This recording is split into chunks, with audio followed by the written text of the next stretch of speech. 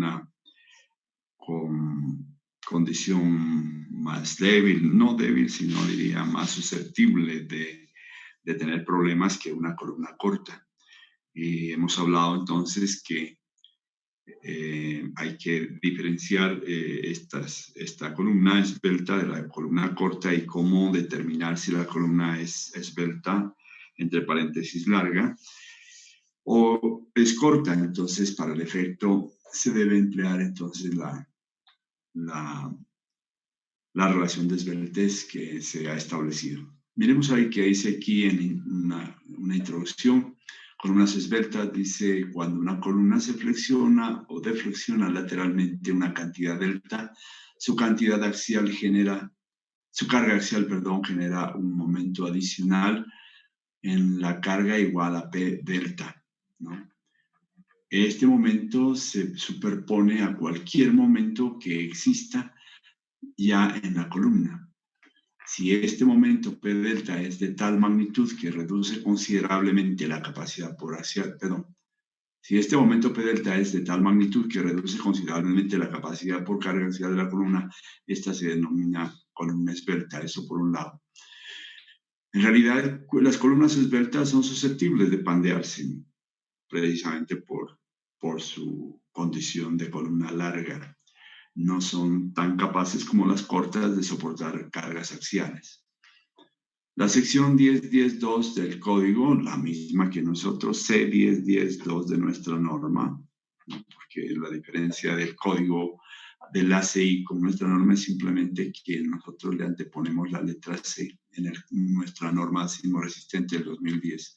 Dice, de la sección C10.10, bueno, miren cómo me traiciona el subconsciente. La sección 10.10.2 del código establece que el diseño deseable de un miembro a compresión debe basarse en un análisis teórico de la estructura que tome en cuenta los efectos de las cargas axiales, los momentos, las deflexiones, la duración de las cargas, las dimensiones variables de los miembros, las condiciones en los extremos, etcétera. Una cantidad de cosas, ¿no? Como pueden ver, que se deben tener en cuenta para hacer el diseño de este tipo de elementos. Si no se usa tal procedimiento que encierra una cantidad de consideraciones, dice, si no se usa tal procedimiento teórico, el código o la norma nuestra en esta unidad C10.10.5 provee un método aproximado para determinar los efectos de esbeltez. Este método, que se basa en los factores antes mencionados para realizar un análisis exacto, supone un amplificador de momento delta, que debe multiplicarse por el mayor momento en el extremo de la columna, denotado como M2. Recuerden que ayer hacíamos un ejercicio y decíamos que el mayor de los momentos en la columna se llama M2, sin más subíndices que el 2, ¿no? Van a haber otros subíndices más luego, pero eso es por la condición de carga vertical o la condición sísmica que se le agrega a este M2, se le agrega unas letricas a la derecha, pero lo veremos en su momento. Pero por el momento, digamos, en este instante que estamos analizando, dice que habrá que encontrar un factor amplificador que se llama delta, que debe multiplicar al mayor momento del extremo de la columna denotado o denominado como M2. Y ese valor debe usarse en el diseño. O sea que habrá que encontrar un momento corregido o ajustado que multiplique, que sea el resultado de multiplicar delta por M2. Si ocurre flexión en ambos ejes, delta debe calcularse separadamente para cada dirección y los valores obtenidos deben multiplicarse por los valores de los momentos respectivos. ¿Qué quiere decir? Si ocurre flexión en ambos ejes. Miren, digamos aquí no puedo dibujar porque no me permite. Miren que la sección transversal de una columna, la sección transversal es B por H. Y la sección transversal puede tener dos ejes de giro. El eje de giro alrededor de Y, que es el que siempre hicimos, o el eje de giro alrededor de X, alrededor de los dos ejes coordenados que pasarían, digamos, por el centroide plástico, el eje Y y el eje X. Entonces tiene dos ejes de giro una columna. diríamos que sería un tratamiento biaxial.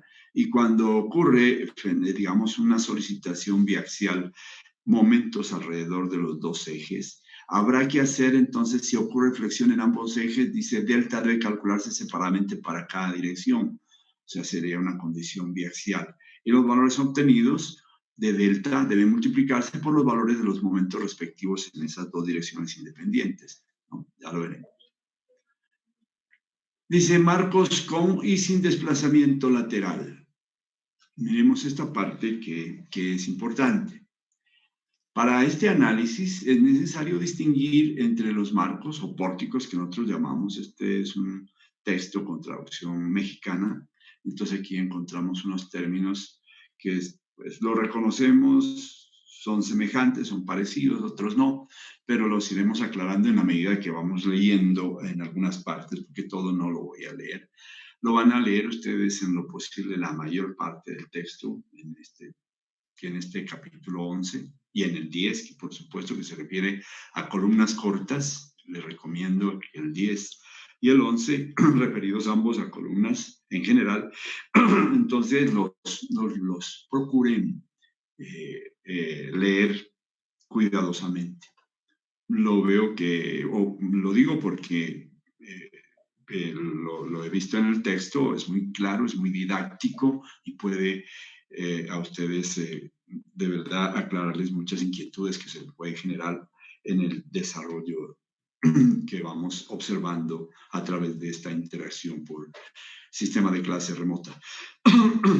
Bueno, dice Marcos con y sin desplazamiento lateral. Para este análisis es necesario distinguir entre los pórticos sin desplazamiento lateral y los marcos y los pórticos con desplazamiento lateral. El código del ACI, en el código del ACI, estos marcos son denominados respectivamente como marcos con impedimento para desplazarse y marcos sin impedimento. Bueno, lo dirán allá los mexicanos, nosotros decimos como pórticos que son impedidos para desplazarse son pórticos arriostrados.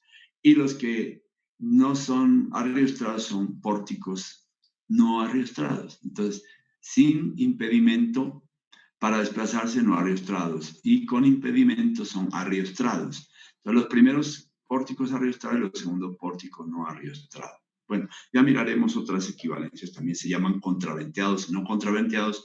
En un momento que tenga, cuando pasemos a PowerPoint, trataré de indicarles las palabras con las que también se conoce este aspecto del desplazamiento lateral de los pórticos. Bueno, para el piso del edificio, en consideración las columnas de marco sin desplazamiento lateral, voy a leer, como dice aquí, siempre hablamos nosotros de pórticos, pero voy a tratar de leer lo que está aquí. Las columnas de marco sin desplazamiento lateral deben diseñarse según la sección C10-16. Perdón, un momento, por favor, discúlpenme. Un momento.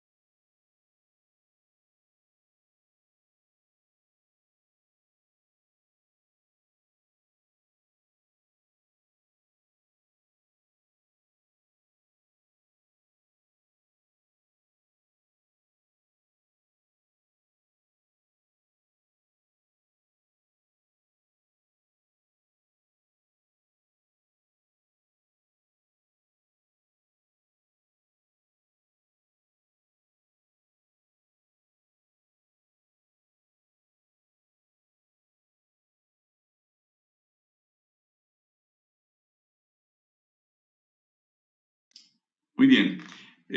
Volvemos entonces, no sé si se grabó algo que corresponde a la intimidad de mi ambiente, no sé, de todas maneras espero que, eh, pues son cosas que ocurren, ¿no? No suspendí la grabación y seguramente se haya grabado algo que se daba entre mi esposa y yo en este momento, así estamos conversando sobre un tema y específicamente se trata es de que yo tengo esa cita para las 9:50, 10 de la mañana, entonces no sé si inmediatamente después de esa cita me tienen que practicar unos exámenes rigurosos o no, entonces estábamos en esa parte. Muy bien, volvemos entonces a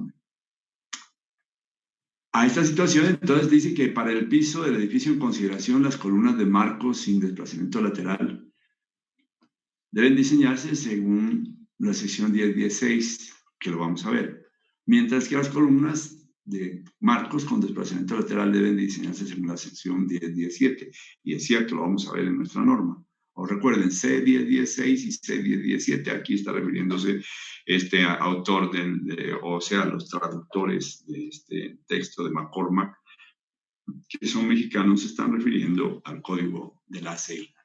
Sin la letra C. Como consecuencia, dice el primero, como consecuencia primero es necesario decidir si tenemos un marco con o sin desplazamiento lateral. Esto sí es similar, como desplazamiento o desalojamiento transversal.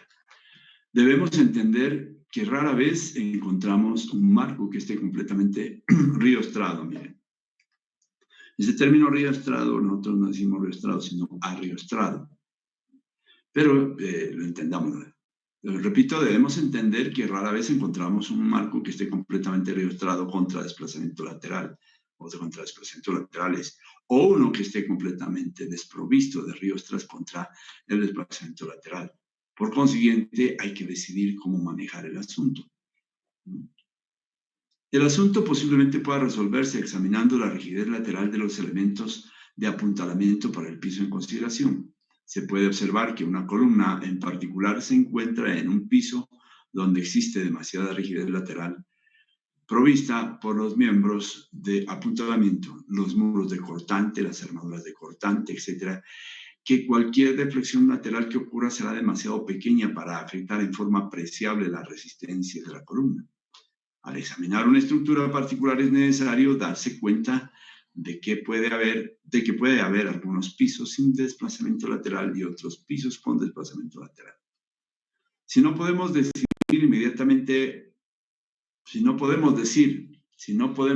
mediante una inspección si se trata de un marco sin desplazamiento lateral o uno con desplazamiento lateral, el código proporciona dos formas de hacerlo. Primero, la sección 10.10.5.1, será lo mismo de la ACI de nuestro código, se dice que el piso de un marco o de un pórtico se considera sin desplazamiento lateral si el incremento de los momentos en los extremos de las columnas debido a los efectos de segundo orden, vamos a ver cuáles son los efectos de segundo orden, equivale a 5% o menos de los momentos del extremo de primer orden, de los momentos de extremo de primer orden. Entonces van a haber momentos de primer orden y momentos de segundo orden, o efectos de primer orden y efectos de segundo orden, que los vamos a ver luego. Bueno, aquí viene una parte en la que se establece el primer método es el que dice que si los efectos de segundo orden equivalen al 5% o menos de los efectos de primer orden.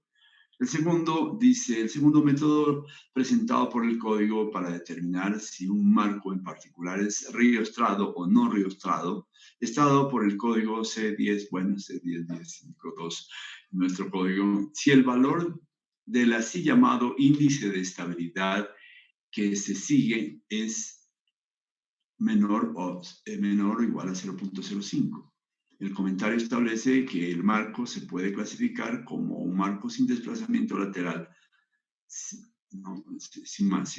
se cumple esto, ¿no? Del que el índice de estabilidad. ¿Cuál es el índice de estabilidad? Es este, Q. Q es el índice de estabilidad, que no sé por qué no lo han definido, no lo dicen en ninguna parte, pero este Q es el índice de estabilidad, que es igual a la sumatoria de P sub por delta sub 0, dividido entre B sub por L sub C. Entonces, esta es la ecuación, la misma que la vamos a ver en nuestra norma. Estoy aquí mirando el texto de McCormack, en donde la sumatoria de P sub es la suma de la carga vertical total factorizada de todas las columnas, ¿sí? O sea, es la carga vertical total factorizada o mayorada para todas las columnas del piso considerado. La sumatoria se refiere que la suma de todas las columnas, ¿sí?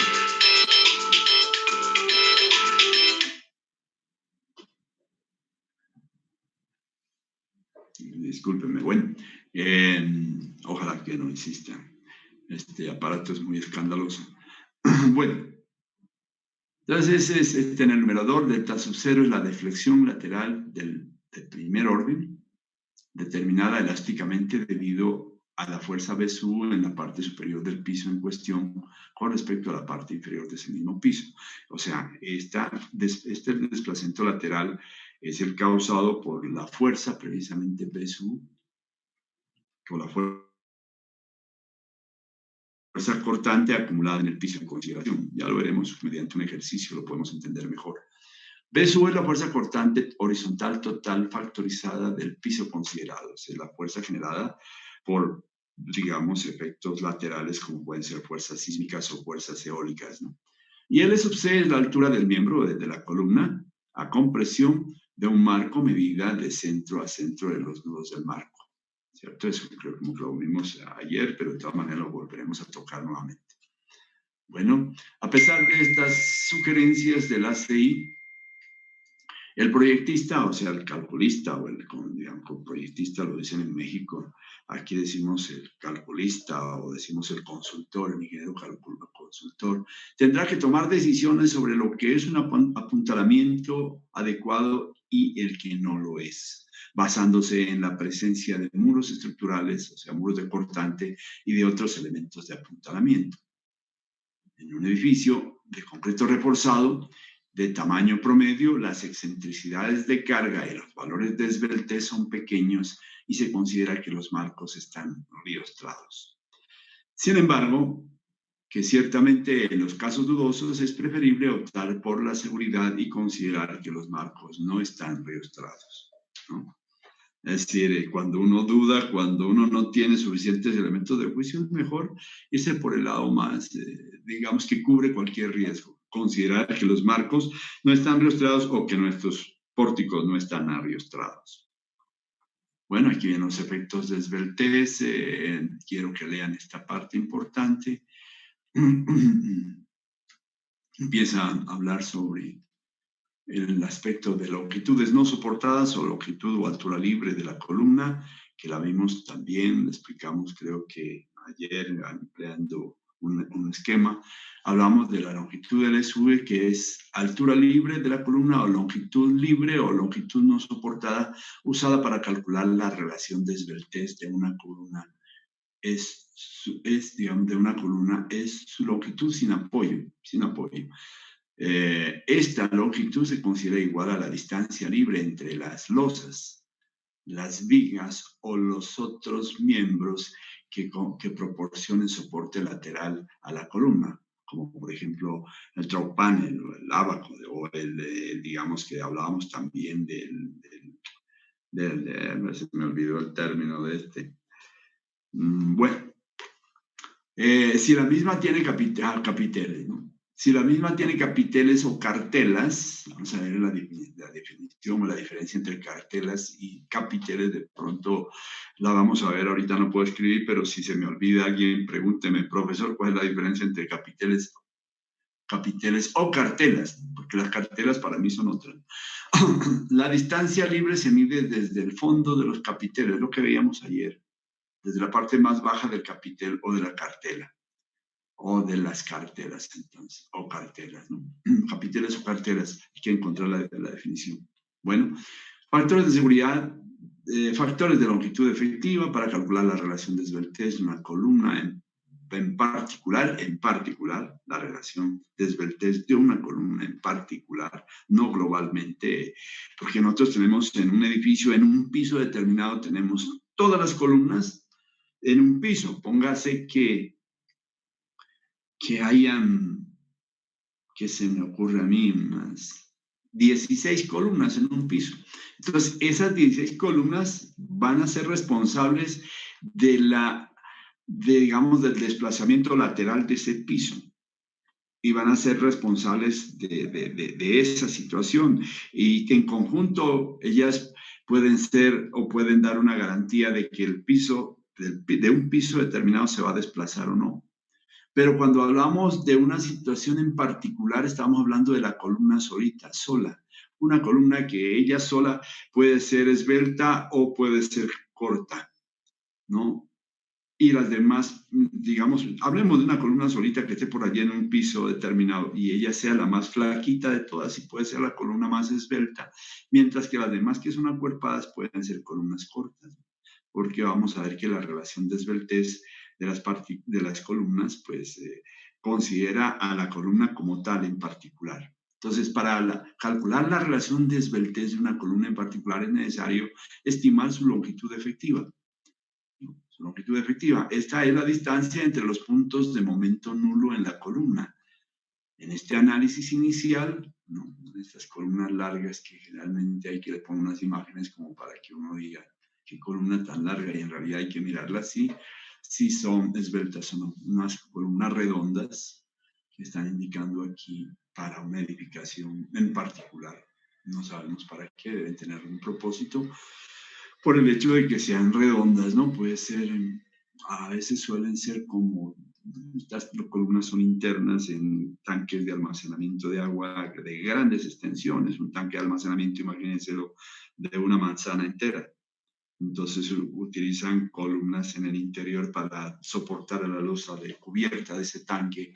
Y seguramente las columnas, como los capiteles así en forma de tronco de cono, son de esa forma o de esa presentación para evitar que se formen, que en el almacenamiento de agua una cantidad de algas o de minúsculos, digamos, organismos que se quieran pegar en las columnas si tienen rugosidades o si tienen otras formas. Entonces, la forma que menos es proclive a que sea invadida por organismos es las superficies lisas, y en este caso que no tienen aristas, como serían las columnas redondas y los capiteles en forma de tronco de cono.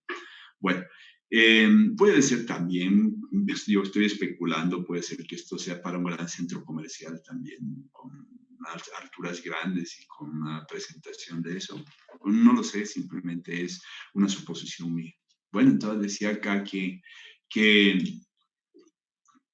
decía, en este análisis inicial para la cuestión de la longitud efectiva, ¿no es cierto? Se supone que no es posible ni el desplazamiento lateral ni la traslación de los nudos. Desplazamiento lateral o traslación de nudo quiere decir que uno o ambos extremos de una columna pueden moverse lateralmente uno con respecto al otro. Entonces ya empieza a hablar sobre el factor, perdón, me metí acá, sobre el factor de longitud efectiva que se llama K y que corresponde, como mirábamos, y que hace parte de esa relación, de ese parámetro o de esa expresión que nos indica, que identifica el factor a la relación de esbeltez. K por L sub sobre R, ¿no? Acuérdense, K por L sub sobre R, que lo vimos ayer. Que, bueno, el factor de K de longitud efectiva, factor K de longitud efectiva, es el número por el que debe multiplicarse la longitud no soportada, que es la longitud no soportada, L sub 1, de la columna para obtener la longitud efectiva. Para una columna con extremos perfectamente articulados, sería K igual a 1. Bueno, y así les pido que lean todo esto, léanlo, y todo, llegamos a esta expresión, llegamos a esta parte mejor. Léanlo, no es difícil de entender. Si lo leen, este libro es muy didáctico, es muy, de verdad, explícito en sus manifestaciones, en su escritura. Entonces, miremos lo que estaba diciendo allá en todos esos párrafos, se traduce o se concentra o se condensa aquí en esta figura, la figura 11.1. Longitudes efectivas, ¿no? o alturas efectivas para mí, para columnas en marcos riostrados, desplazamiento lateral impedido. ¿Qué quiere decir una columna de un marco arriostrado o de un pórtico arriostrado? Quiere decir que este punto de arriba permanece fiel sobre la misma plomada o sobre la misma línea vertical. No se desplaza la parte superior para nada. No hay un desplazamiento lateral, no hay un desalojamiento transversal del nudo superior con respecto al inferior o viceversa, ¿no? Entonces quiere decir que está, como dicen ellos, riostrado, ¿no?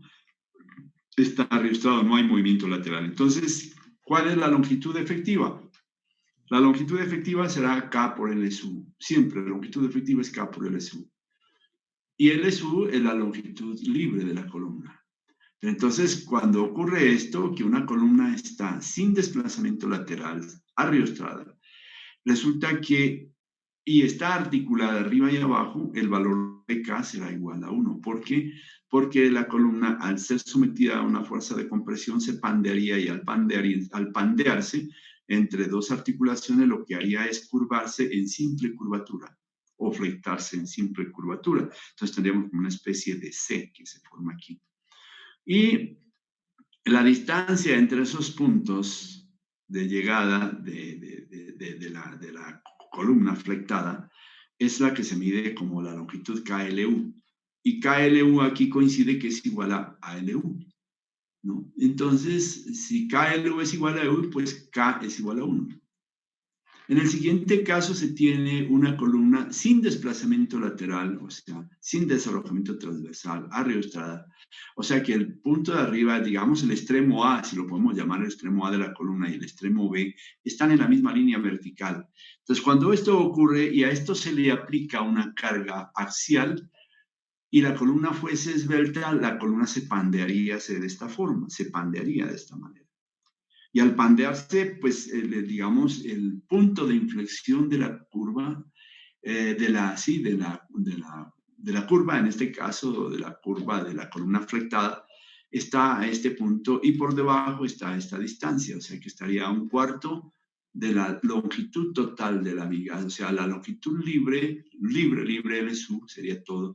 Este sería un cuarto de LSU y abajo un cuarto de LSU.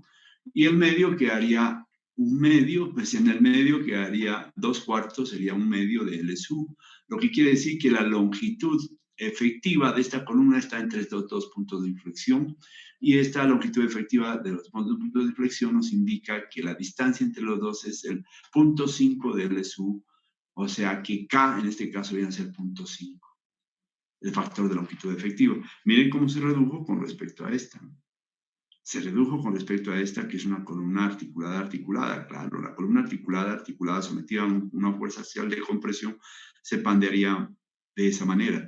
En cambio, una columna empotrada se somete a la misma fuerza de compresión, se pandearía de esta forma. ¿Por qué? Porque estos empotramientos arriba y abajo no lo dejan que tome la forma directamente con simple curvatura, sino que habría un punto de inflexión y se presentaría esta forma de la C que estoy diciendo, que sería esta acá. Esta C sería pequeñita. Bueno, ¿qué tendríamos entonces como tercera condición? Dice un caso C cuando la parte inferior de la columna es empotrada y arriba es articulada. Entonces, también sin desplazamiento lateral, ¿no? La columna está bajo el mismo, el de extremo A y el extremo B están sobre la misma línea vertical. Y al someterse a una fuerza de compresión que fuese grande sobre la columna, que es probablemente, porque uno no conoce hasta ese instante, digamos, esbelta, al someterse a una carga se pandearía de esta forma y naturalmente arriba empieza libre a flectarse o a curvarse y acá abajo se presenta un punto de inflexión porque acá el empotramiento no lo deja girar libremente, entonces tiene que arrancar con una deflexión o con un ángulo de deflexión cero y luego ya va deflectándose hasta que se encuentra en un punto aquí donde hay un punto de inflexión de la curva. Entonces, KLU es medida verticalmente entre los puntos de inflexión. Entonces, KLU aquí no hay punto de inflexión, pero están los extremos de la curva. Aquí hay puntos de inflexión, KLU es aquí. Y aquí el punto de inflexión está aquí, el extremo que no tiene punto de inflexión es este, entonces digamos que KLU va de allí hasta ese punto. KLU entonces sería de esta forma y es el 70% de la longitud libre de la columna. Entonces miremos que K es un factor de longitud efectiva que al multiplicar por la longitud libre nos permite encontrar la longitud efectiva, ¿no? Imaginen esa cuestión. O el factor de longitud efectiva 0.7 que al multiplicar por la longitud libre o no soportada que es LSU nos permite encontrar la longitud efectiva que es esta. En este caso particular esta, en este caso particular esta y en este caso particular esta. Para columnas que hacen parte de pórticos que no están, que están ariostrados. Vamos para la siguiente parte. Veamos en el caso, perdón, no, chico, yo les escucho, no alcanzo a escuchar porque está bajo el volumen, pero escuché que alguien quiere hablar. Sí, dígame, ¿alguien quería hablar? Sí, profe, qué pena. Sí. La imagen, ¿por qué no? Mejor dicho, tiene en cuenta la longitud del caballito, no sé, del apoyo, y en la primera no la tiene para el... A ver, en este caso, mirando nuevamente, ¿tiene la longitud en cuenta qué, perdón? Pues no sé, el apoyo. Ya lo entiendo. Ya lo entiendo, sí. En realidad es esta parte, ¿no? Me dice que aquí tiene en cuenta esta longitud que va desde aquí hasta este punto, en cambio acá va desde aquí hasta acá, ¿cierto? Y en este caso... En la tercera imagen. De la tercera imagen, aquí debería considerarlo desde aquí para acá, en cambio lo considera desde allá. Yo considero que este no es sino una imagen, digamos,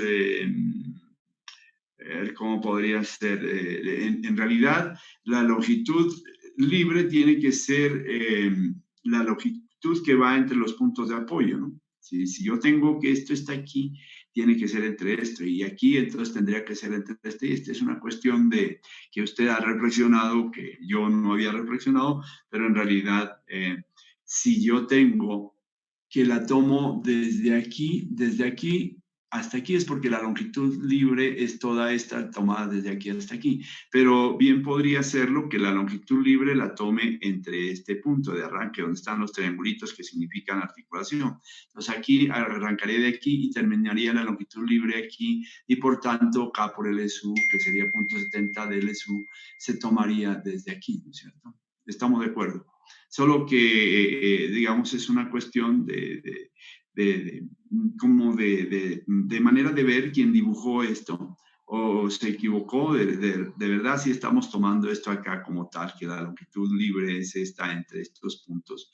La longitud libre aquí debería arrancar aquí y venirse hasta acá. Y por supuesto, la longitud efectiva debería arrancar como 0.7 de LSU desde aquí para acá.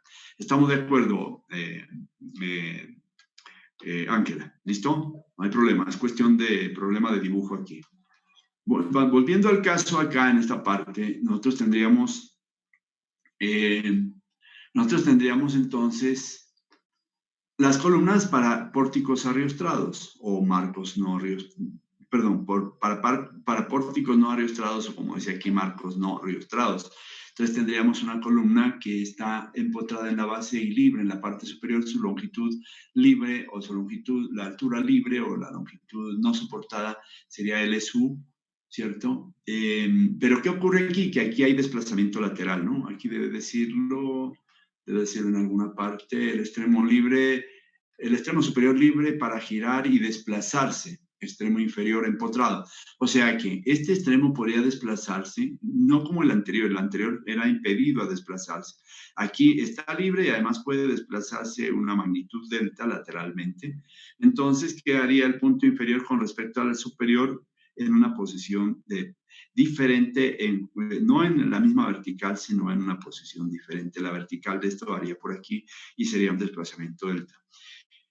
Entonces, esta situación de esta columna, de esta manera, lo que haría para encontrarse la longitud efectiva es como proyectar su imagen, o sea, una imagen virtual como un espejo, colocar un espejo aquí y mirar cuál sería, a dónde terminaría, según el espejo, la longitud proyectada en la parte de abajo, que haría de esta manera, y en consecuencia la longitud efectiva se miraría desde el extremo que arranca aquí, pasa por aquí y termina en este sitio, y este se llamaría KLU, toda la longitud efectiva. ¿Qué ocurre entonces? Que la longitud libre en efecto es LSU y se proyectaría en imagen LSU, entonces la longitud efectiva de la columna sería 2 veces, las 2 longitudes libres, y en consecuencia KLU igual a 2LU, por tanto el valor de K aquí sería de 2, ¿cierto? Cuando la columna no está impedida el desplazamiento lateral, tiene un desplazamiento lateral. Entonces el valor de K se va por encima de 1. Y en este caso tendríamos otra situación. Dice B, extremo superior libre para girar y desplazarse, como acá. Extremo superior libre para girar y desplazarse. Extremo inferior parcialmente restringido contra la rotación. Acá dice extremo inferior empotrado, ¿no? Acá no hay tal, aquí sí el extremo inferior le dan una imagen como si esta columna llegara a una viga, imaginariamente, ¿no? Y que esta viga se soporta así. Entonces, claro, esta viga no le da un empotramiento como le daría un empotramiento perfecto acá. En el momento de que haya algún efecto, es susceptible que por la carga esta viga gire y este elemento gire un poco. Entonces, no hay restricción total al giro como existe acá. Entonces, la probabilidad de que se dé eso es alta. Es probable que el nudo superior se desplace y el nudo inferior puede también desplazarse y puede girar. Entonces se puede dar una situación en la que, digamos, puede dar unos valores de K superiores a esto, porque si esto gira, esto se proyectaría más abajo, aquí lo han hecho moderadamente hasta aquí, pero esto al girar, LSU quedaría por acá, pero por acá esto, imagínense, llegaría mucho más abajo, aquí lo han dejado moderado, y este valor de K no se podía determinar fácilmente, habría que determinarlo con base en otros criterios, no con esto solamente. Lo cierto es que sería mayor que 2 LSU, porque este sería LSU, pero este extremo de acá uno no sabe cuántas veces sea LSU. En todo caso, sería mayor que 2 veces LSU, y por tanto el valor de K en este caso sería mayor que 2, ¿no? Entonces, mayor que 2 y puede alcanzar valores grandísimos. Entonces, este es como la consideración para tener en cuenta el factor de longitud efectiva. ¿Qué más tenemos? Volvamos un momentico acá y luego regresamos aquí para determinar los factores de longitud efectiva mediante los monogramas que vamos a ver. Entonces decimos que compartimos y miremos aquí. Miremos, esta es la situación que estábamos observando. Aquí sí puedo rayar y puedo decir algo al respecto. En la otra no me es posible. Entonces, digamos que vamos a mirar que, en efecto, yo... esto es lo que decía Ángela, en realidad, esta distancia está medida desde aquí hasta aquí, y este debió haberse medido tanto para LSU como para la longitud efectiva, arrancar desde aquí. Pero es cuestión de dibujo, pero en realidad uno depende de la longitud efectiva que esté tomando, ¿no? De la longitud libre, digamos. La longitud libre aquí la ha tomado como la distancia entre los puntos donde arranca la articulación. Uno no sabe qué pueda pasar con eso. Imagínense que yo tenga algo como una viga que tiene un nicho acá, perdón, la voy a tratar de hacer. Un nicho aquí. Una viga, ¿no? La voy a suponer así. Se me ocurre como para explicar un poquito. Esta viga, bueno, voy a tratar de indicar sobre la misma vertical. Ojalá me salga. Ya empezó a decir que no. Bueno, no me dio en el sitio que yo quería, pero bueno, estas son de las cosas que ocurren. Voy a tratar de trazar una vertical por aquí, aquí, entonces sería este, y sería este, y sería este. Bueno, entonces yo coloco una columna aquí entre estos dos puntos, ¿no? Estoy imaginando algo muy idealizado, perdonen que esta vaina del dibujo es una cosa tremenda. Mire esas líneas pretendiendo ser una recta, pero usted ya sabe. Este sería un sistema de articulada arriba y articulada abajo, ¿no? Y si suponemos que la viga es esa y la viga acá abajo es esta, entonces la viga está aquí recibiendo en esta cuna, está recibiendo la columna y arriba en esa cuna, entonces nuestra altura libre de la columna, ay, Dios mío, señor. Dios mío, Señor, dame paciencia porque realmente, bueno, vamos a ver, tendríamos esta que sería L1 y perfectamente entonces diríamos que si es una cunita, esta perfectamente podría llegar con la L sub allá arriba y prolongarse acá. Aquí lo que pasa es que están considerando como si fuera una columna metálica, ¿no? Perdóname, la voy a tomar aquí.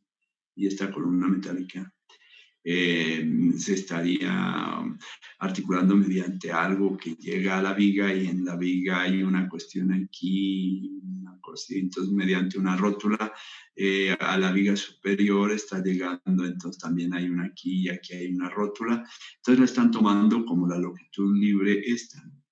En realidad la distancia entre los dos puntos de la articulación, LSU, LSU como longitud libre, ¿no? LSU, ahora que ya pues el factor ya depende de la situación en particular. Pero eso es lo que les quiero explicar aquí. Bueno, entonces puede ser que sea esto. En la realidad, miren, una articulación en concreto armado, valga la oportunidad para hacerla. Digamos, yo tengo, generalmente ocurre así, ¿no? Yo tengo un pórtico, por ejemplo, así, este pórtico podría venirse con su columna, me disculpan el dibujo, pero quiero que tengan en cuenta que lo hago de la mejor buena fe, voy a pensar en, no, hagámoslo en otra parte, porque de pronto aquí no. Busquemos otro sitio, digamos,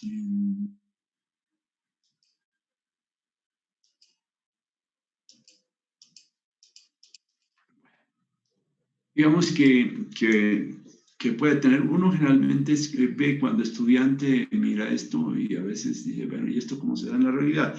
Si es metálico se lo alcanza a imaginar, pero si no es metálico, dice, miércoles, ¿y cómo se, en concreto armado, cómo será que sea esa bendita articulación? No me deja avanzar esta parte aquí porque me impide tomar entonces vamos a tomar, por ejemplo, un pórtico aquí. Hagámoslo de una luz y de un solo piso. Digamos que si yo lo imagino así, articulado, y es metálico, pues no hay problema, porque pienso que tiene unas rotulitas aquí y no hay problema. Pero si es de concreto reforzado, ¿cómo es esa articulación de concreto reforzado? ¿No? ¿Cómo es? ¿Cómo se la puede imaginar uno? Si es metálico, pues viene y pasa lo que dibujamos hace ratico, viene esta columna, seguramente tiene aquí un adherido o soldado alguna cosa, y va a llegar y va a ensamblarse sobre una cuna aquí de una articulación, tal cosa, ¿no? Si es metálico, o puede haber con un pasador también, puede ser que esto sea así, que este haga parte de la columna con el pasador, etcétera, y que lo que recibe también tenga un pasador. Entonces, a través de ese pasador se unen los dos, ¿no? Con ese pasador, digamos, uniría la columna superior con su base. Si es metálica, incluso de madera, porque uno puede lograr unas articulaciones en madera o en metal, puede lograrlas así, logrando entonces que esta parte está unida a una parte que le ofrece soporte, digamos, no hay movimiento lateral ni hay movimiento vertical, pero sí permite el giro, es una articulación perfectamente. Esto lo podemos concebir en una estructura metálica de acero o de aluminio o en madera, que también se puede hacer la articulación perfectamente con pasadores. Pero en el concreto, ¿cómo? Entonces, ahí es donde quería decirles, aprovechando la ocasión. Yo tengo y por supuesto esto tiene base por altura. Una tiene una base por altura, una sección transversal, y esto tiene una base por altura. Entonces, tiene una sección transversal, entonces vamos a decir que sería nuestro elemento y vamos a considerar que esta es la columna de concreto y esta es la viga de concreto. Y tenemos aquí así, perdónenme el dibujo, que esto a ratos es difícil. Digamos, entonces yo voy a llegar seguramente a una cimentación, tiene que haber algo que lo reciba, ¿no? Entonces voy a tener una zapata, imagínense, una zapata. Entonces esta zapata tendrá que venir así, la voy a dibujar así, esta zapata aquí, con un pedestal pequeño aquí. Bueno, y está igual acá, la misma cosa, haríamos el mismo trabajo, digamos, aquí, y tendría una situación. Bueno, discúlpeme, pues el dibujo realmente es un poquito dispendioso, pero quiero explicarles esta situación. ¿Cómo es la articulación? Pues aquí voy a avanzar y hago una especie de, no, que no me deja, pero bueno, vamos a ver. Vamos a ver. Aquí hago una especie de una cuna, pero en esta forma. Aquí hago lo mismo, una cuna de María Santísima, Dios mío. De dibujar es una cosa bien sobada. Bueno, otra vez. Momentos en que se revela esto, no hacemos. Bueno, si ya no me acepta, lo explico con esta nomás, listo. Si en este intento no me acepta, no me aceptó. Entonces, ¿qué hago? Esta es la forma de la zapata. Y la columna viene aquí. ¿Qué habría que hacer? No le puedo borrar porque no me permite borrarle. Si le borro, pues se me borra todo, porque está unido mediante este. Entonces, ¿qué voy a hacer? Me voy a auxiliar con esto. Y voy a hacerle aquí un espigo. Ay, María. A esta columna, no, y no se deja, es una vaina, pero tremenda. Bueno, hago un espigo aquí, en rojo. Le hago ese espigo a la columna y lo ensamblo con digamos, esta parte. Queda un macho aquí en rojo y esta cunita que sería la hembra para que reciba precisamente a la columna. Pero qué cosa, ¿no? Si ese espigo a la hora de la verdad se quiebra y se rompe, sí, pero esa es la forma de articularla. ¿Cómo voy a disponer los hierros que vienen, digamos, como los hierros de refuerzo? Bueno, pongamos otro color porque ya le puse ya le puse el rojo, entonces. Vámonos que el refuerzo viene por aquí, así, de las columnas. Entonces vengo y doblo el refuerzo aquí y lo paso. Ojo, este tiene que haber bajado, ¿no? Tiene que haber bajado, discúlpenme. Voy a hacerlo tal vez en una forma más amplia. Es un lío con esta cuestión. Voy a hacerlo un poquito más amplio aquí para poder explicar. Esta es la ampliación que yo voy a hacer. Este es el espigo o el macho y este sería la zapata que está residiendo y que tiene esta situación. Entonces, digamos, esta es la zapata que estaría recibiendo. Aquí se está presentando entonces este ensamble entre la columna que llega a articularse con su cimentación, que tendría esta presentación teórica, digamos, de articulación, que no es la consabida, que es cuando es empotramiento, es así. ¿Listo? Entonces, ¿qué tengo yo? Tengo, aquí sí puedo ya tener el rojo y puedo aprovecharlo, de que yo vengo con un refuerzo metálico por aquí y empiezo a pasar por aquí y paso aquí y el refuerzo viene por aquí y viene por aquí y pasa acá. Bueno, esta ya lo veremos en cuestión de cimentaciones, cómo es. ¿Qué pasa? La idea de que se forme articulaciones, en efecto, que el hierro que viene por aquí se atraviese.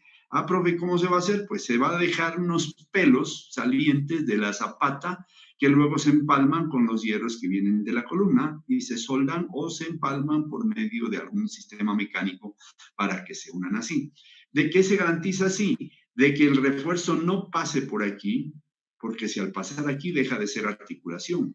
Al pasar por aquí, esto se forma unos dos brazos de acero resistente y entonces así esto se haya hecho independientemente, este va a estar trabajando la tracción y este a la compresión y eso ya no sería una articulación. Entonces no tienen por qué existir estos. El acero de refuerzo que viene aquí tiene que doblarse para que pase por aquí y en este instante en que pase por aquí haya un cruce de esa X y aquí garantice que no va a haber ni resistencia del concreto ni resistencia del acero de refuerzo a resistir un momento. No va a haber resistencia a momento y por eso se forma esta famosa articulación indicada teóricamente de esa forma. ¿Listo? Entonces, tengamos en cuenta esto, no pensaba hablar de eso, pero pues en el camino uno se va encontrando con esas situaciones.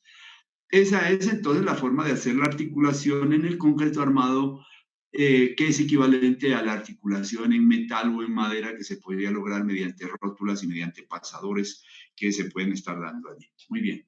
Volvamos entonces al caso anterior, donde tratamos de mirar esta situación.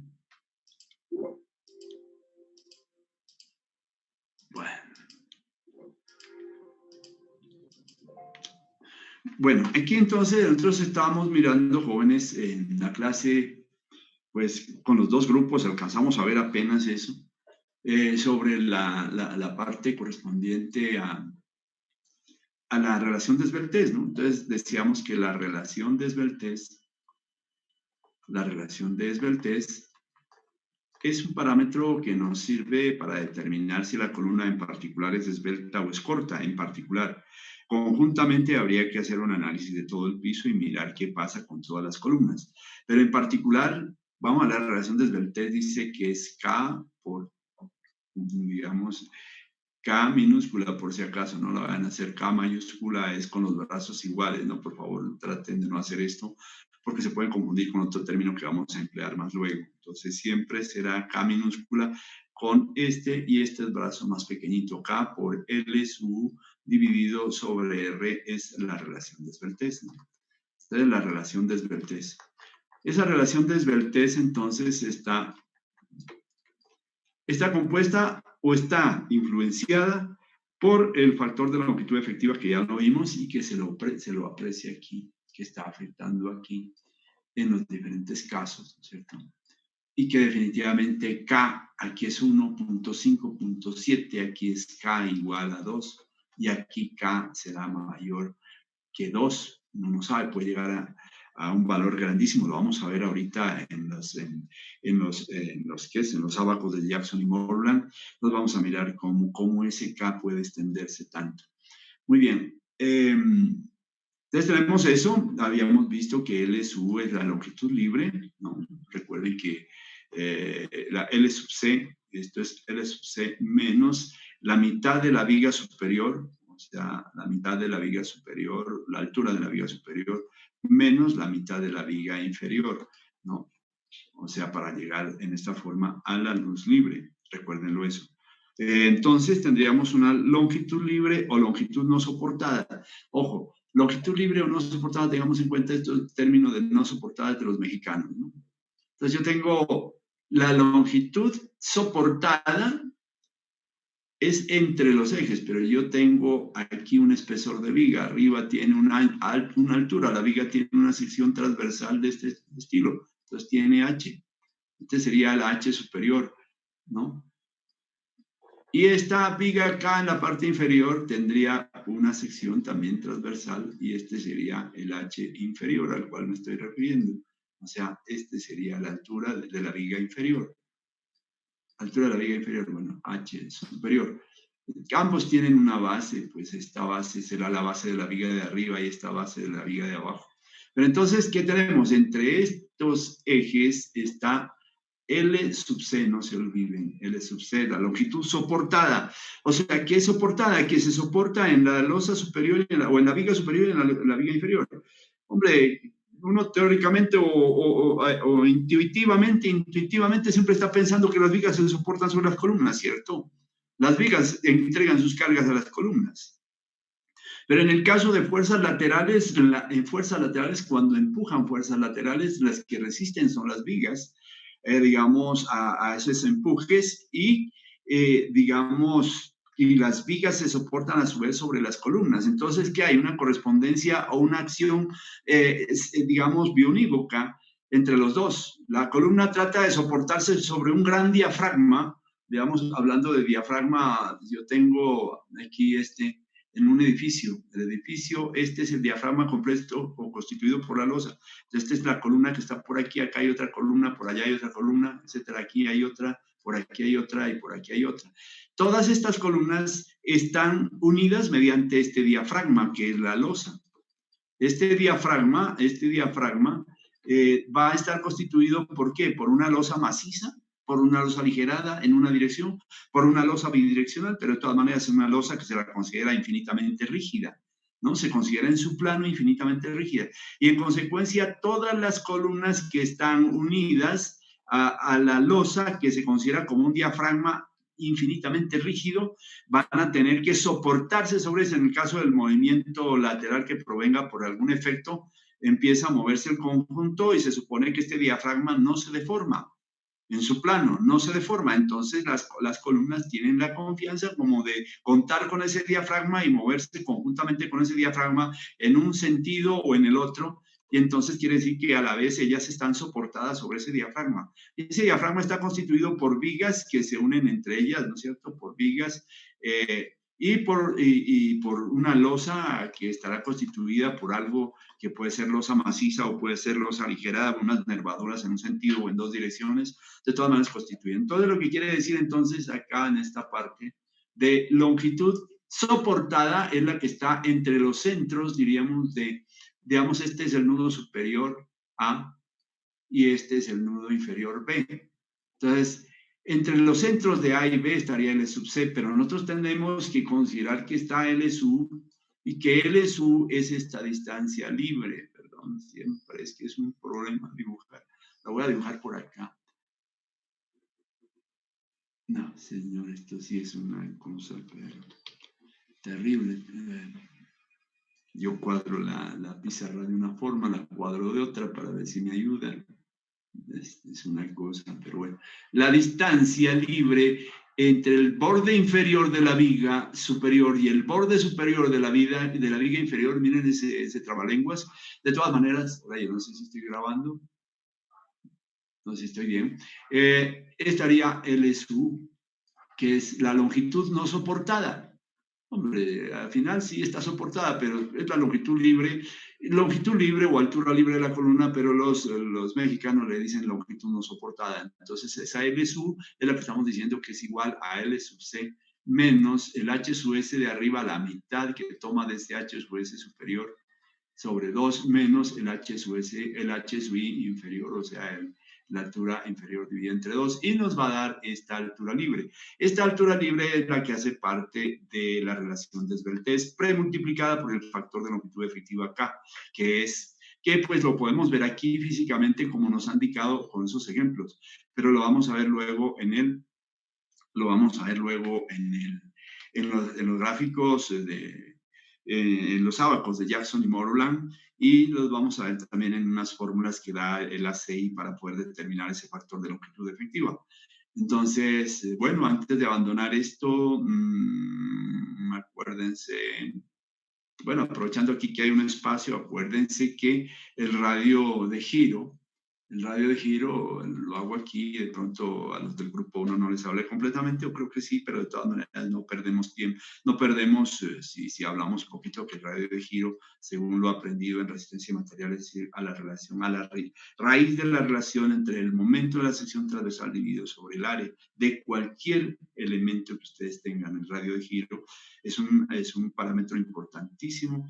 En estructuras metálicas es una cosa que se la ve, pero en todo instante. Aquí en estructuras de concreto la vemos solamente aquí cuando vamos a tratar de determinar precisamente la relación de esbeltez, que digamos, está en el denominador, ¿no es cierto? Que está aquí debajo. Entonces, esta relación el radio de giro es igual a la raíz cuadrada de I sobre A, y en una sección rectangular, pues decimos que es B por H, ¿cierto? Entonces es B por H, tomando el radio de giro ¿no? Alrededor de este sería el radio de giro, porque tendría dos radios de giro, ¿no? El otro también sería H por B, ¿cierto? Todo depende respecto a qué. Vamos a tomar el radio de giro, aquí implícitamente lo estamos tomando respecto a un lado. Entonces, digamos, os dibujemos mejor esta situación aquí como para entenderla. La vamos a ver, vamos a tener una situación, lo vamos a ver en cuestión de diseño biaxial que vamos a abordar más luego. Vamos a tener una columna que tiene perdónenme que no pase por el centroide, en efecto esta sería la columna, con sus barras de refuerzo, supongamos que este es el punto de cruce, y aquí estaría un eje Y de giro y un eje X de giro. Entonces, esta sección transversal tiene radio de giro respecto a X y radio de giro respecto a Y. Aquí estamos suponiendo, aquí en este arranque, de que lo estamos haciendo el radio de giro alrededor de un eje que es paralelo a B, ¿no es cierto? Aquí en este caso. Lo estamos haciendo entonces respecto a Y. Podríamos decir que es R sub Y, si se quiere. Y respecto a, sería el momento alrededor de Y. Momento de inercia alrededor de Y y el área pues correspondiente a B por H. Entonces, si nosotros tenemos el momento de inercia respecto al eje Y, diríamos que es base por altura al cubo dividido entre 12. Y nosotros tendríamos de otro lado que el área es igual a B por H. Y entonces tendríamos que hacer el reemplazo a encontrar el radio de giro de Y sería igual a la raíz cuadrada de ese valor que es B por H al cubo sobre 12 dividido sobre B por H. Entonces, esto estaría cobijado por aquí. Esto se nos va el B y el B, se nos va el H y el H, y nos queda un H, entonces nos quedaría que es la raíz cuadrada de H cuadrado sobre 12, y este valor nos conduciría a que tenemos 1 sobre 2 por raíz de 3 multiplicado por H, y esto según una operación que me decía un compañero ayer daba 0.283 de H, que se aproxima a 0.3 de H. Entonces, diciendo entonces que para las columnas tendríamos eso radio de giro. Ahora sí, imagínense, lo voy a hacer en rojo, ¿no? Si yo estoy tomando radio de giro respecto al eje Y, tendría 0.3H. Pero si yo, permítanme colocarlo, voy a borrar aquí esto. Si yo quiero encontrar el radio de giro alrededor del eje X, pues no es sino trasladarme mentalmente y digo que el radio de giro alrededor de X sería al revés. Entonces, al revés nos daría la cuestión que esto sería 0.3 de B, ¿cierto? Ya sería 0.3 de B porque estaría rotando yo con respecto a X, ¿no? Si el radio de giro, pero el radio de giro respecto a Y, como lo acabamos de encontrar, es igual a 0.3H. Entonces, todo depende de la dirección sobre la cual estamos trabajando, ¿no? Siempre vamos a estar utilizando porque estamos hablando siempre alrededor de nuestro eje Y en las columnas que vamos a ver. Listo, entonces miremos qué otra cosa vamos a ver. Bueno, luego volveremos a ver si es necesario. Vámonos a compartir otra parte. Dejar de compartir esta parte y vámonos a mirar. Continuemos aquí en este texto de McCormack. Texto de McCormack a mí me parece muy interesante para todos, para uno como profesor, para ustedes como alumnos, para los ingenieros y egresados. Consulten esto, que eso es importantísimo. Entonces, miraremos aquí la determinación de los factores K, que son los factores de longitud efectiva, con monogramas. Este monograma lo toma en forma general y para el efecto trata de unos valores que se llaman psi, la letra psi, ¿no? El factor psi dice en un extremo de una columna es igual a la suma de las rigideces sumatoria de I sobre L de las columnas que concurren en ese nudo, etcétera, etcétera. Bueno, lo vamos a ver mejor, pero ya empecemos, digamos, a mirar los gráficos o los monogramas de Jackson y Moreland, ¿no?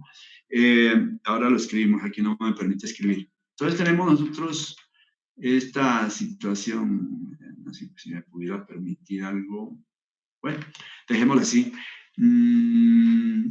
Miremos aquí, ¿qué tenemos? Tenemos dos monogramas de Jackson y Moreland. Aquí no le da el crédito a los autores de esto, pero ya lo escribiremos allá para reconocer quién, o al menos escribirlo y saber cómo se escribe esto de Jackson y Moreland. Jackson, al fin y al cabo, usted ya lo es muy sonado por Michael Jackson, es el mismo apellido, y Moreland ya lo escribiremos. Entonces, este monograma de Jackson y Moreland está para pórticos arriostrados o marcorriostrados, como dice el texto, y del lado derecho es para pórticos no arriostrados. Entonces, este es cuando no tiene desplazamiento lateral superior la columna, y este es cuando tiene desplazamiento lateral la columna, ¿no? Y lo vamos a ver a la luz también de columnas con flexión en curvatura simple y en curvatura doble.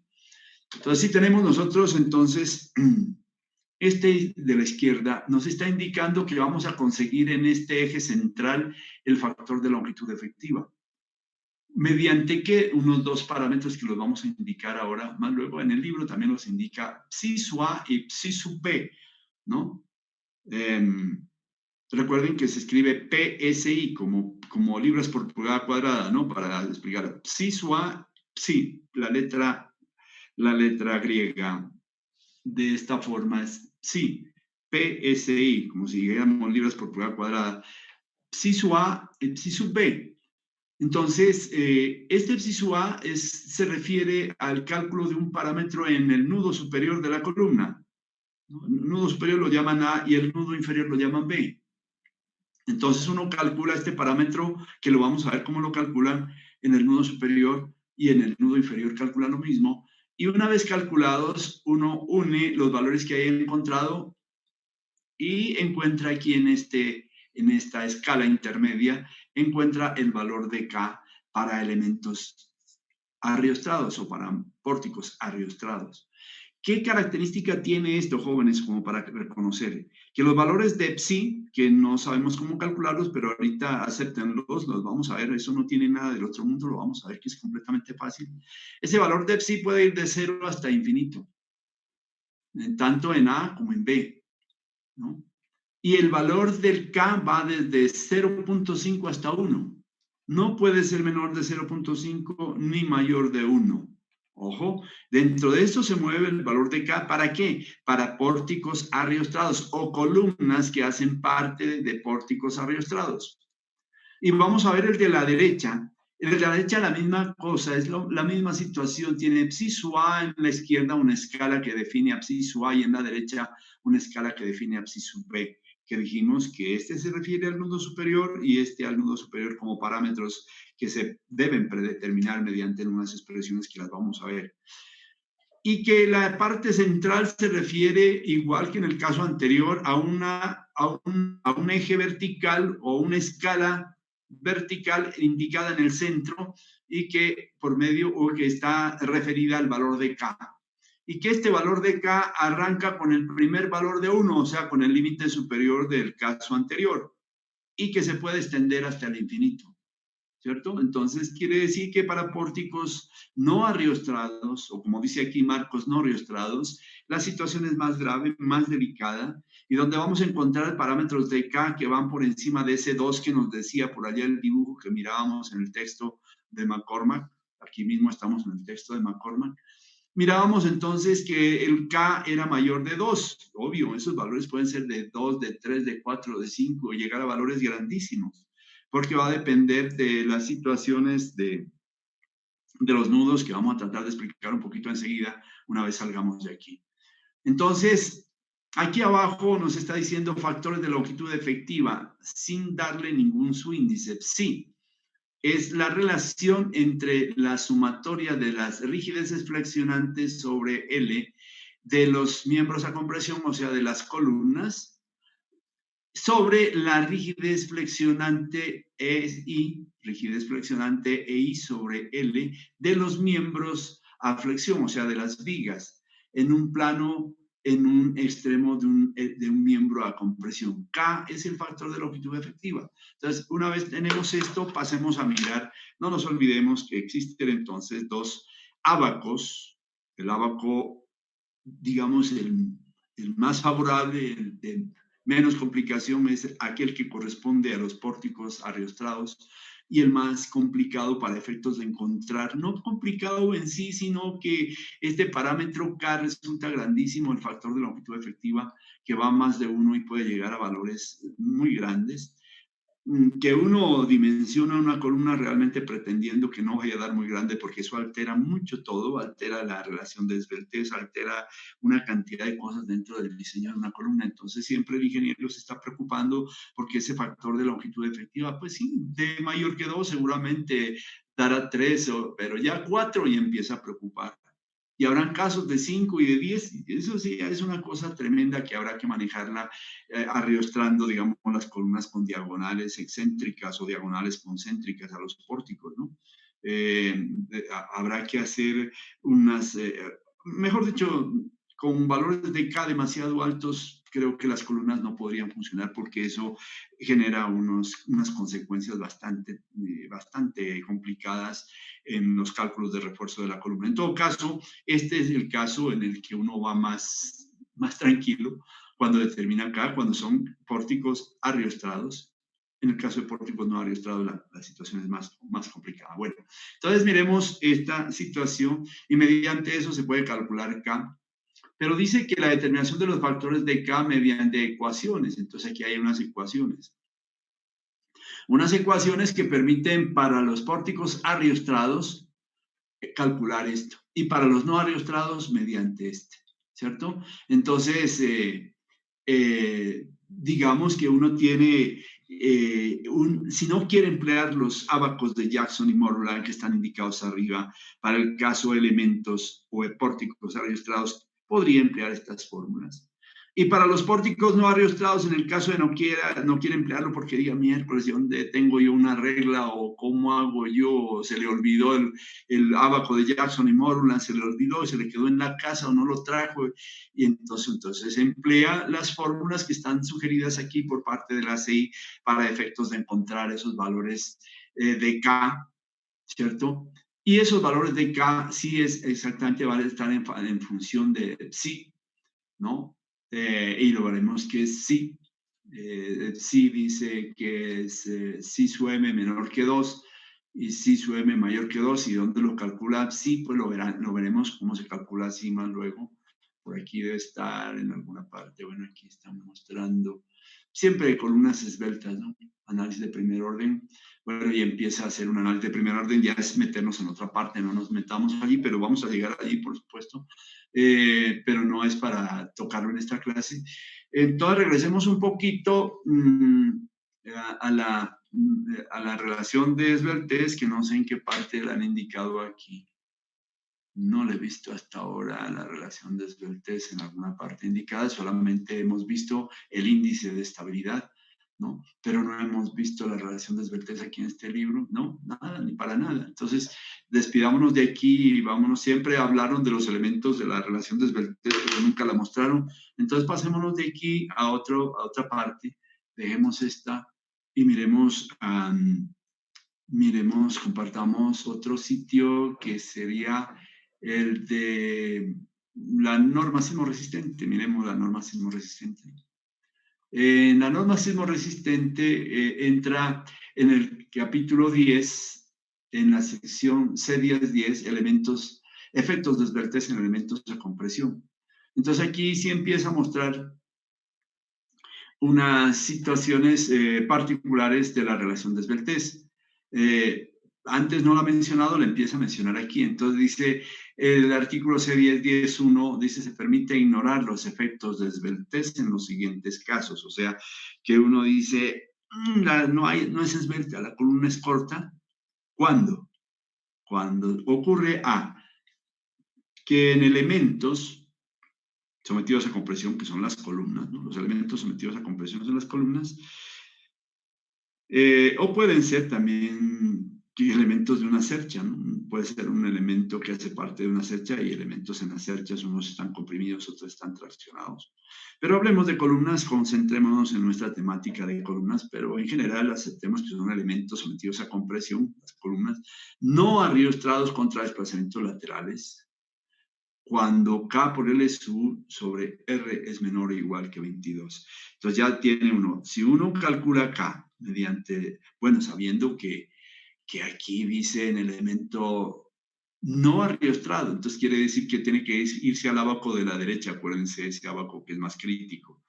Entonces sabe que no es arriostrado, tiene que determinar K ya, tener conocimiento de cuál es L sub, conocer cuál es la sección transversal para saber cuál es R, ¿cierto? Porque tiene que conocer cuál es la sección de la columna D por H, porque este es 0.3H, el radio de giro.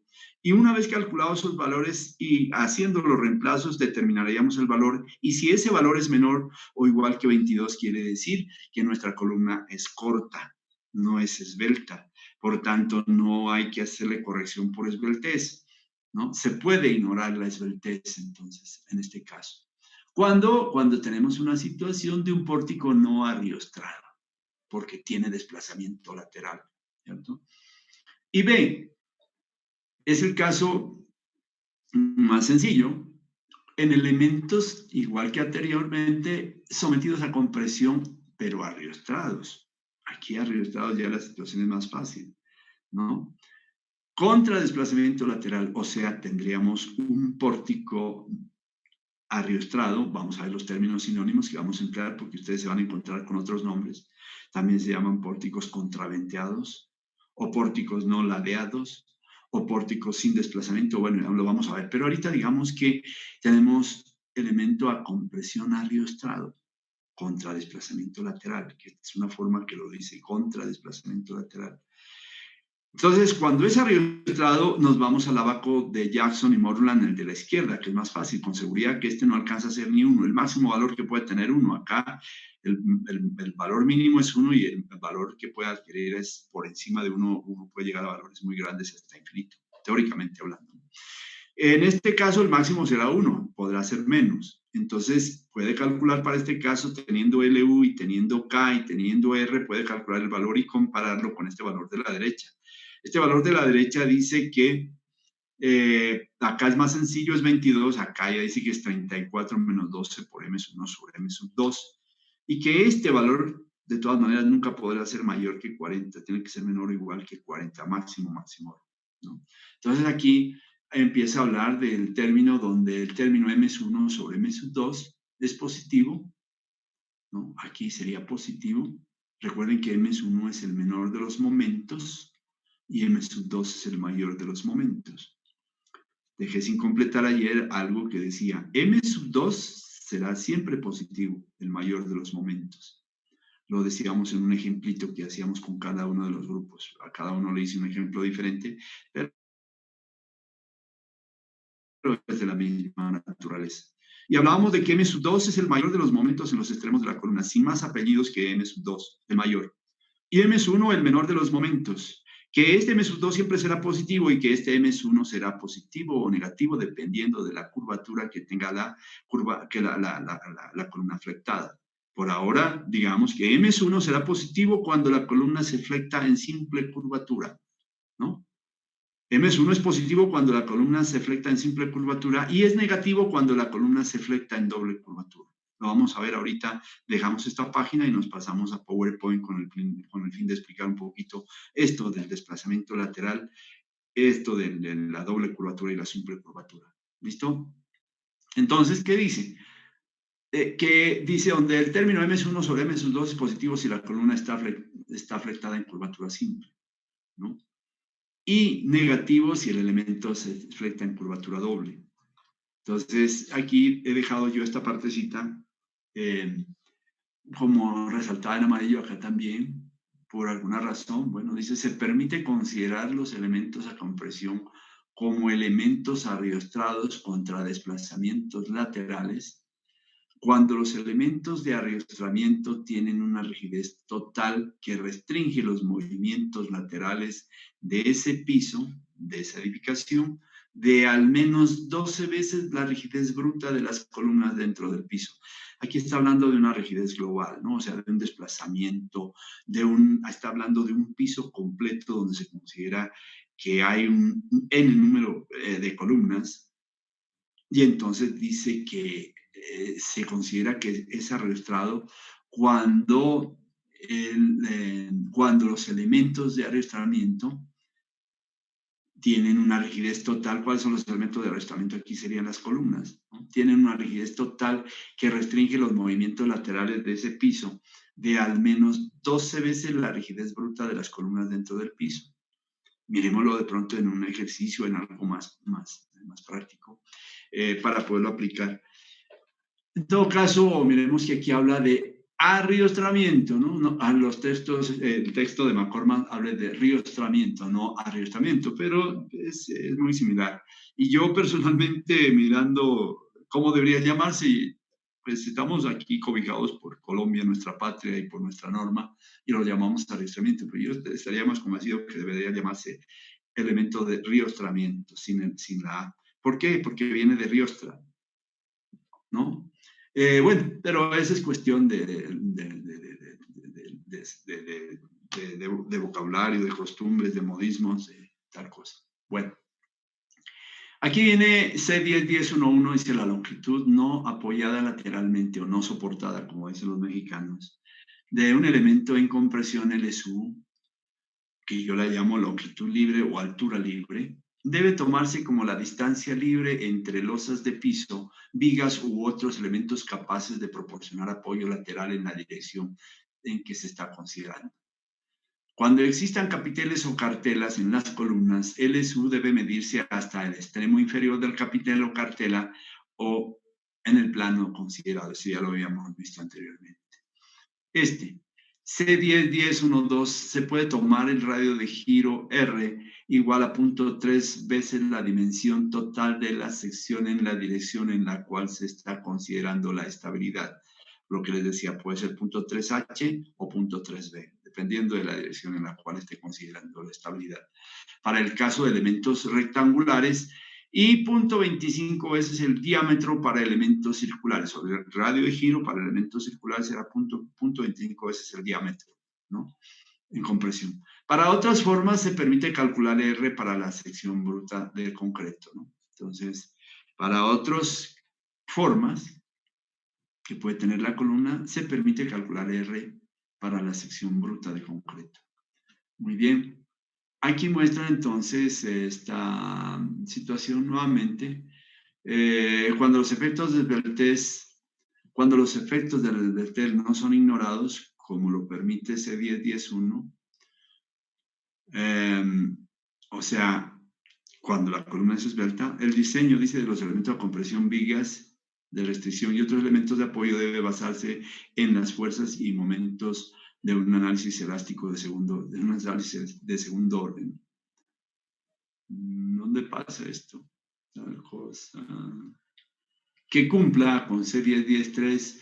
Estos elementos deben cumplir con C10 tal cosa. Las dimensiones de la sección transversal de cada elemento usadas en el análisis deben encontrarse dentro del 10% de las dimensiones de los elementos señalados en los planos de diseño. De lo contrario, el análisis debe repetirse. Bueno, esto quiero que lo lean y allí van a surgir preguntas, y si surgen las preguntas, las contestaré. Léanlo un poquito esto, un poquito, para que anótenlo en alguna parte. No lo van a dejar pasar por alto. Pues puede que no lo pregunten en un examen, pero puede que ustedes se queden sin saber qué quiere decir eso. Entonces quiero que lo lean primero detenidamente, leyendo los artículos y tal cosa, y luego me lo pregunten. Aquí vuelve a presentar aquí en el texto los gráficos o los ábacos de Jackson y Moreland. En este caso, entonces tenemos, mire, el ábaco de la izquierda aquí está más separadito que en el texto de McCormack. Están independientes, encerrados por un marco al menos. Y tiene la expresión psi sub A y psi sub B, que corresponde al nudo superior psi sub A y al nudo inferior psi sub B. Y el factor de longitud efectiva en el centro, que va desde 0.5 a 1. Tenemos entonces esta situación para el caso de estructuras ariostradas contra desplazamiento lateral, ¿no? Y para estructuras no ariostradas contra desplazamiento lateral tenemos el otro, con la misma presentación, pero con el hecho de que el valor de K va desde 1 hasta infinito. ¿Listo? Y aquí explican que es esta la situación, y lo que decía ya, que es, ahorita lo miramos en el PowerPoint para explicar un poquito mejor. Aquí comienza un análisis lineal de segundo orden, no nos metamos eso ni en primer orden ni en segundo orden, regresemos un poquito para explicar un poco en el PowerPoint algunas cosas. Miremos a ver un poquito aquí, vámonos, compartamos también, consultemos un poquito a ver qué dice el texto de Jorge Segura Franco, ¿no? Entonces, miremos qué hay aquí.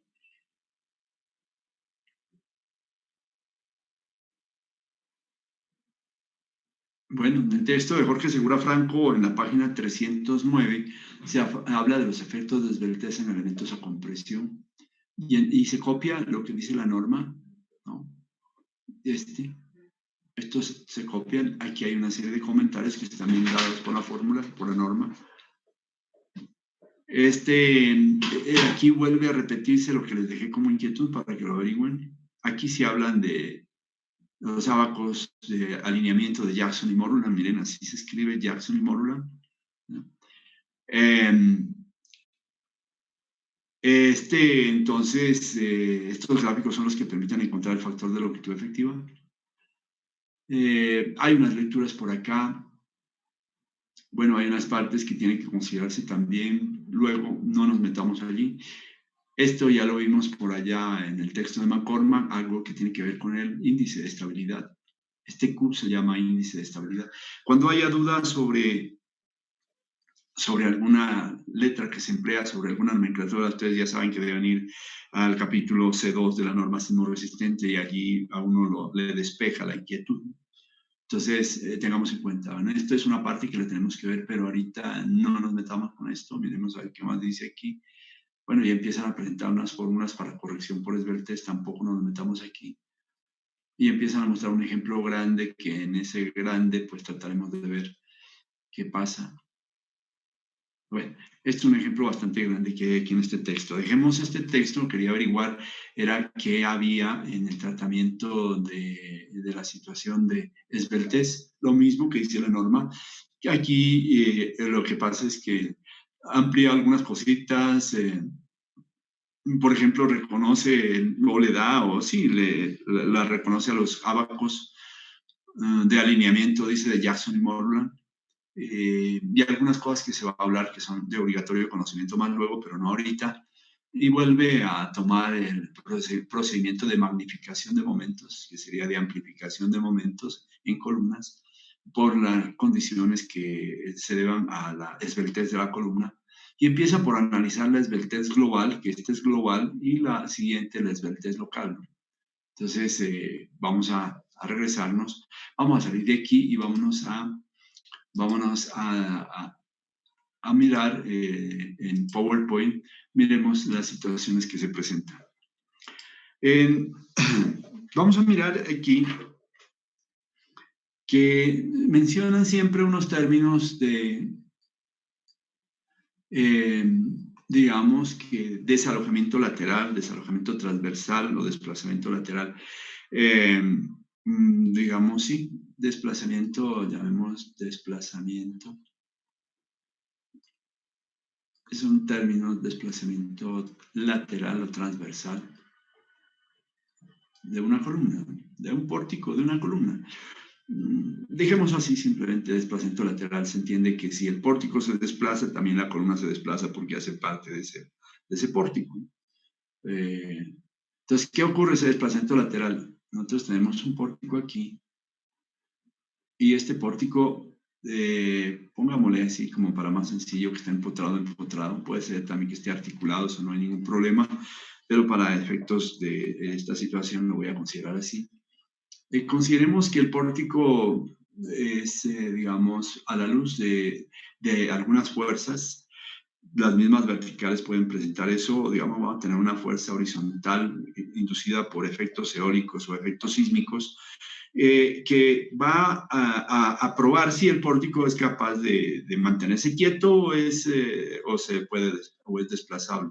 Entonces, si se mantiene quieto, pues quiere decir que es un pórtico que no tiene desplazamiento lateral, ¿no? Que no tenía. Entonces, no tendría, es decir, no se deja desplazar bajo la acción de una fuerza H, pongamos. H, llamémosla, o E, podría ser cualquiera, o P, o F.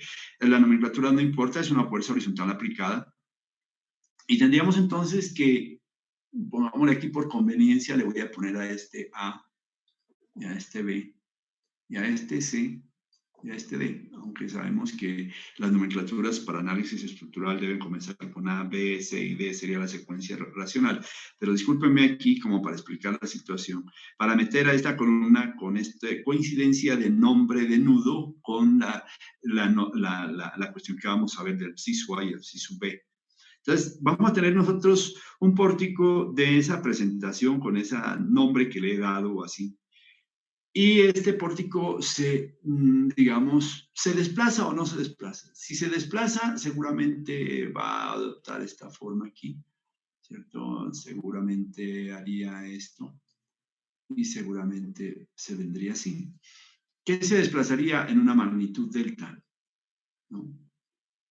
y esta misma magnitud es la que se desplaza acá, delta. Entonces tendríamos un pórtico que bajo la acción de una fuerza se desplazaría horizontalmente. Si ese es el caso, que genera o induce un desplazamiento lateral delta, quiere decir que este pórtico no tiene resistencia a, digamos, no es lo suficientemente rígido para no dejarse desplazar, se deja desplazar. Entonces, digamos que nosotros tendríamos pórticos que estarían sometidos a desplazamiento lateral y digamos, digamos los sinónimos, ¿no? Desplazamiento lateral, vamos a poner desalojamiento transversal, así se pueden encontrar, desalojamiento transversal. Otra forma de llamar esto, ustedes pueden encontrar en algún texto que diga desalojamiento transversal o desplazamiento lateral. O puede decir que tiene corrimiento. Hay otros que tienen, dice, se me olvida el nombre. Corrimiento, si no estoy mal, corrimiento, hay un corrimiento lateral.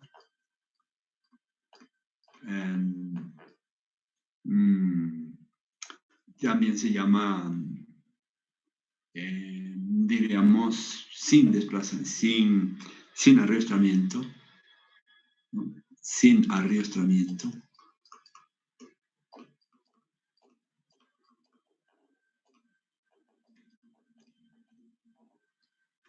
No arrastrado.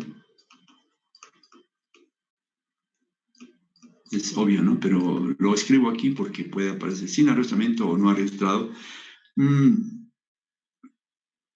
No contraventeado.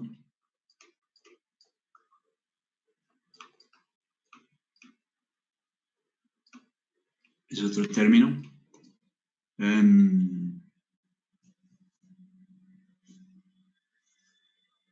Otro término hay como...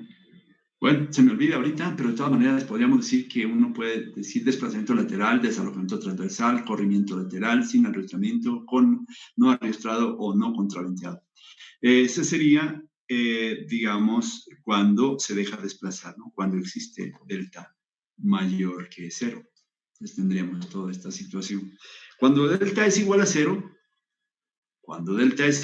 quiere decir que el pórtico está entonces sin desplazamiento lateral. Lo contrario, ¿no? Sin desplazamiento lateral. Sin desalojamiento.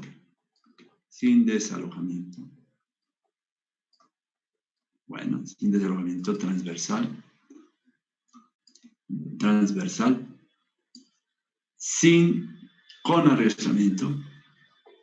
Con arrastramiento.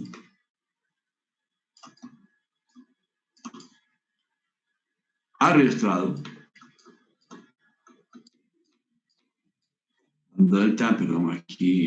Cuando delta es igual a 0, ¿no? Cuando delta es igual a 0, entonces tenemos esta forma de llamar sin desplazamiento lateral, sin desplazamiento transversal, con arrastramiento, arrastrado, contraventeado.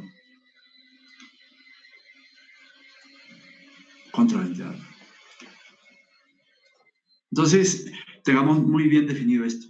Cuando esto es mayor que 0, es que tenemos esta situación. Y se trataría de un pórtico con desplazamiento lateral, con desalojamiento transversal, cualquiera de estas formas, no arrastrado, no contraventeado. O sea, no contraventeado quiere decir que no tiene una resistencia contra el viento, digámoslo así, contra las fuerzas de viento, contra las fuerzas inducidas, fuerzas eólicas, pero si no la tiene contra el viento, probablemente no la tiene la resistencia contra sismo, ¿no? Entonces, pero es una forma de decirlo, no contraventeado. Entonces ustedes se van a encontrar con esta expresión, perdón. Entonces vamos encontrando con esa expresión, téngala en cuenta, no contraventeado. Yo personalmente hablo mucho de contraventeado y no contraventeado, que es término sinónimo entonces de decir no contraventeado es no arrastrado. Entonces, Un contraviento que podría haber en este pórtico, ¿para qué sería el mismo?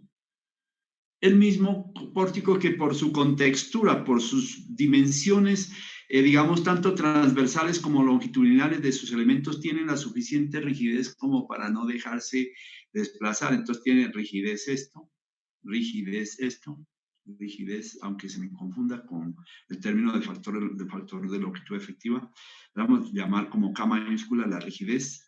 Entonces, tiene una rigidez de la columna de la izquierda, una rigidez de la columna, perdón, sí, de la izquierda, de la derecha y una rigidez de la viga. Estas rigideces van a concursar como para encontrar el valor de psi, ¿no? El valor de psi que vamos a ver. Entonces, ese valor de psi, que en ocasiones va a llamarse psi sub A y otras psi sub B, dependiendo si es en el nudo A, se analiza psi sub A y psi sub B en el nudo A, en el nudo inferior B y en el nudo superior A. Bueno, pero de todas maneras son las rigideces de los elementos. Y las rigideces de los elementos, recuerden que una rigidez de un elemento K viene a ser igual a, qué sé yo ya, pongamos un caso específico 4i sobre L, una rigidez fraccionante. Acuérdense ustedes que esto lo vieron como uno de los elementos de la matriz de rigidez cuando vieron sus estructuras 2. K, uno de ellos es 4i sobre L, otro es 12i sobre L, otro es 6i sobre L al cuadrado y otro es 12i sobre L al cubo. ¿Cuántas maneras de encontrar la rigidez existen? ¿Y qué tipo de rigideces se van a aplicar? ¿No? Aquí se me ocurre decir de la rigidez simplemente sometida a una situación como esta de 4i sobre L, que es la rigidez común y corriente en elementos prismáticos. Entonces, va a tener una rigidez. Y esa rigidez, que es consecuencia de este parámetro que yo siempre insisto en todo momento, es rigidez flexionante solita, que es el producto de E por I, que la vamos a ver otra vez aquí, la debieron ver la vimos en estructuras 1, creo que la vimos también en concreto 1, la debieron ver muchas veces hasta la saciedad en estructuras 2 porque es un elemento importante. Y la vamos a ver aquí, precisamente aquí en columnas, vamos a volver a ver esta rigidez EI. Entonces esa rigidez, que es el compuesto de la capacidad mecánica del material, porque es una magnitud del módulo de elasticidad que se manifiesta con unidades de esfuerzo, es en megapascales, o es en kilogramos fuerza sobre centímetro cuadrado, o es en toneladas sobre metro cuadrado, etcétera, se manifiesta en unidades de esfuerzo. El I, que es una propiedad mecánica que depende de la forma de la sección transversal del elemento, ¿no? Es el momento de inercia, y la longitud del elemento. Entre más largo sea el elemento, más baja es la rigidez, ¿cierto? O sea, entre más largas sean las columnas, baja la rigidez. Entre más largas sean las vigas, más baja la rigidez. Entonces ya eso lo han visto ustedes, no hay ningún problema. Pero quiero decir entonces que esto es lo que va a incidir. Entonces, ¿qué puede ser que el pórtico no se desplace y que tenga desplazamiento cero y que por tanto no tenga desplazamiento lateral y no tenga desalojamiento transversal y sea arriostrado o con arrastramiento y que sea contraventeado? Quiere decir que tiene unas medidas de sección transversal que dan un material que es tan bueno también y unas longitudes que van a permitir unas rigideces altas y que las mismas rigideces altas que van a concursar para dar este valor nos van a conducir a seguramente decir que tiene una condición de arrastramiento, que tiene una condición de rigidez suficiente para que no sea arrastrado. Hombre, pueden ser los valores relativamente bajos, porque bajos pueden ser y un material, un concreto más bajito, tiene un módulo de elasticidad más bajito, ¿cierto? Una sección transversal más pequeña tiene un momento de inercia más pequeño. Una longitud grande del elemento va a incidir mucho en este factor de rigidez, en esta rigidez, digamos así. Y esas rigideces a la larga son las que nos dicen sí que pasa, el pórtico es arriostrado, o es contraventeado, una de las dos, o no es arriostrado, o no contraventeado, o se va a llevar por los nombres diferentes que tienen. Desplazamiento lateral es algo muy común, entonces este es muy común verlo, Este es muy común verlo y estos tres son los que más comúnmente se presentan, ¿no? Y en el caso de que sea lo contrario, pues que no hay desplazamiento lateral y que es arrastrado y que es contraventeado, ¿cierto? Digamos, miremos aquí, entonces, para esas columnas, ¿qué pasaría con una columna que tiene desplazamiento lateral? Una que no tiene desplazamiento lateral, por ejemplo, la que vimos al comienzo cuando trataban de explicar el valor de C, el valor de K, de la longitud efectiva, cuando hablábamos y que mirábamos y explicábamos un poquito que este tiene una rótula arriba y que este tiene una rótula, digamos, una articulación arriba y una articulación abajo, y que pues era materia de discusión de cuál es, si es el SU, tal cosa. De todas maneras, al aplicarle una fuerza y no tiene desalojamiento transversal, es arriostrado, se supone, no tiene desplazamiento lateral, o sea, delta igual a 0, ¿cierto? El extremo superior A, llamémoslo, y el extremo inferior B. Estos extremos, bajo la acción de la carga, pues se mantienen allí. Seguramente hayan fuerzas laterales, pero no le importa aquí, la columna se está analizando que está arriostrada. Si las hay y no se desplaza, quiere decir que es un pórtico muy fuerte y no se deja desplazar, entonces quiere decir que es arriostrado de por sí, solito. ¿Qué tiene entonces esto? Que se puede entonces, ¿qué le puede ocurrir a este? Que se va a flectar y que se va a flectar en la forma que lo vimos allá, ¿cierto? Que se va a flectar así, que va a producirse un desplazamiento, para no confundir, llamemos delta, desplazamiento transversal, y que esto tiene una curvatura y que es una curvatura simple y que el elemento está flectado en curvatura simple, ¿no? O sea, en este caso tendríamos elemento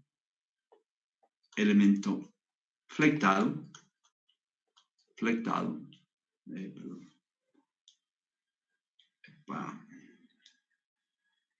elemento flectado, o también podríamos decir curvado, pues, ¿por qué no? Curvado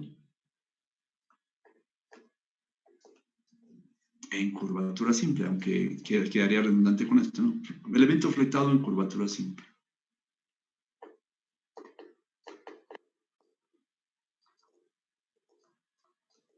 Bueno, esa situación de curvatura simple, ¿no? Es inducida aquí por una situación en la cual estamos suponiendo que la columna se somete a una carga y de pronto esa carga es tan fuerte que hace que se flecte de esa manera.